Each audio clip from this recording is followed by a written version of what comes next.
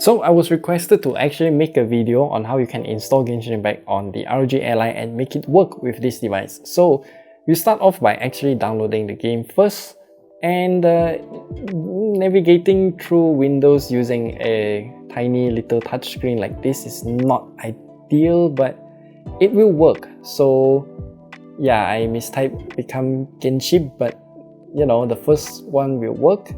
So this is the home page, and then there should be a download button right at the top corner here. Yeah, we have to press that first. And then we should have the download button. Give it to me, come on. Yep, download button.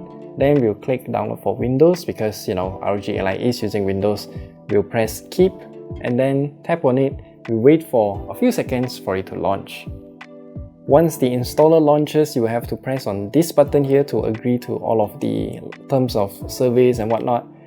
Again, it's a bit difficult to press, especially if you've got fat fingers like mine and this tiny touchscreen isn't really helping. Click on install now. You will have to see this for a while and then click run now. Come on now. And then you'll be presented with this page here. Again, the ROG Ally isn't exactly meant for this kind of UI.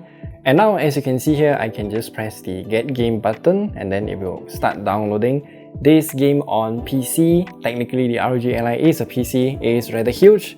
58.33 gigabytes as of version 3.7, I think. Yeah, we're currently at version 3.7. So we will definitely wait for this thing to download completely and we will return when it is completed.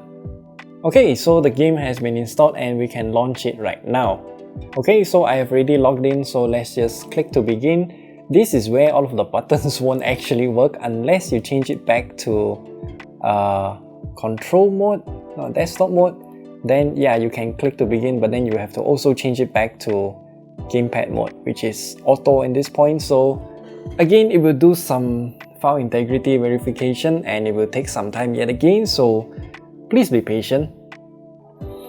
Okay, we're finally done. Again, click to begin. I'll just use the touchscreen, easier that way. Now we are finally gonna get into the game, but we still need to do a bit more configuration, which I will show you how to do. Okay, so first and foremost, Genshin Impact, if you're gonna install it on a PC, primarily it will let you use your keyboard and mouse to control your characters and whatnot. So what you need to do first is actually to head into your settings menu. Then from here you will need to change your control type from keyboard to controller.